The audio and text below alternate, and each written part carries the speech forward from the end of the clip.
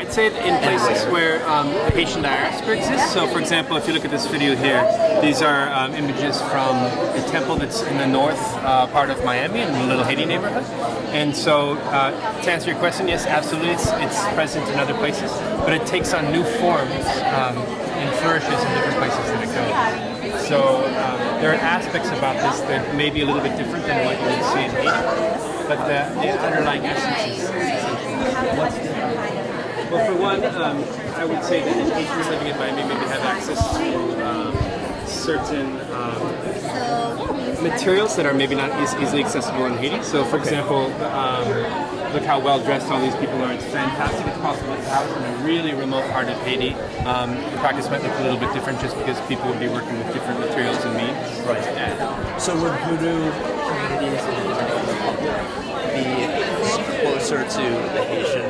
That's a really fascinating question. It actually needs more research, but obviously there are voodoo ceremonies that take place in the Dominican Republic that operate with the Spanish language, and obviously the ones that take place in Haiti operate with Haitian Creole language. So one interesting perspective. What's your major by geography? Geography. Okay. Well, one question that might be interesting for a linguist or to an interesting kind of involved is how does the use of language affect the practices, and how are the practices affected by the different uses of language? One of the interesting things about Haitian voodoo is that there's a series of incantations that are often given at the beginning of ceremonies that are not in Haitian Creole. They're in a language that we're not really entirely certain. It's definitely not whether it's West African or... So what do you know about Haitian Vodou? I don't know anything. Nothing at all? No. Really? What's the first thing that comes to mind if I say voodoo? I just think of dolls. Okay. Spells and black magic. Okay, so it seems like you've been well informed by the cinema industry, by the Hollywood cinema industry, the comic book culture, the popular culture, the TV culture, which tends to present Haitian Vodou in that light. And it's a very, very old tradition dating from the 19th century for particularly Europeans or visitors to Haiti, Americans who visit Haiti, to exaggerate and exploit the religion for profit, because people are very excited about what they think is maybe an exotic thing and a different thing that doesn't resemble their own culture. So there's a very long tradition of writing books for entertainment and movies, particularly horror movies. Almost every movie, if you search a database with the word voodoo in it, is a horror movie. And there are many dozen movies that horrify or exploit this African religion for the purpose of marketing. And they have made millions and millions of dollars by exploiting this minority African religion and making it look scary and ugly. So it's a big problem in my opinion. That's why we have this archive. So let me show you a couple of things on here. This is an example of Vodou sacred literature. This is something like a Vodou Bible. And this is 1,700 songs in Haitian Creole. So let's open it and have a look. So see, this is not a horror movie at all. This is a very complex, very rich, systematic religion with tremendous resources and a beautiful culture.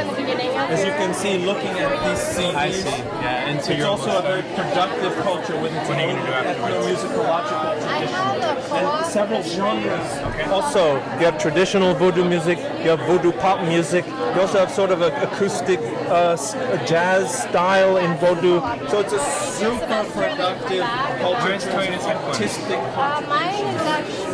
As you can see, it's just a sample of some of the CDs. And then this is a book that we made to celebrate the inauguration by President Fox. It's called The Roots of the Fig Tree, and it includes 3 CDs. It's a 3D collection, so if you open it, you can see it comes with CDs. And then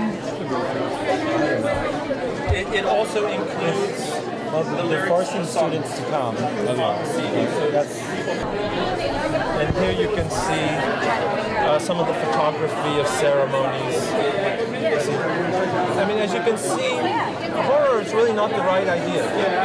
We're talking about people who are looking for purity, and they're looking for empowerment from spirits. Not bad spirits, but spirits they consider good.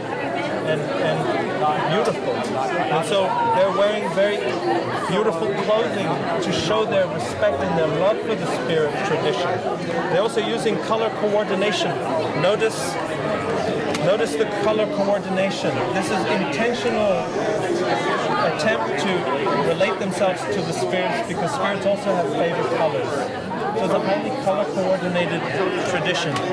And as you can see here, they're all wearing the same outfits because it's a specific ceremony. Oh wow, that page is falling out. That's terrible. Looking here, drummers, also rich musical tradition. Notice the color coordination here of the yellow and green, white and red.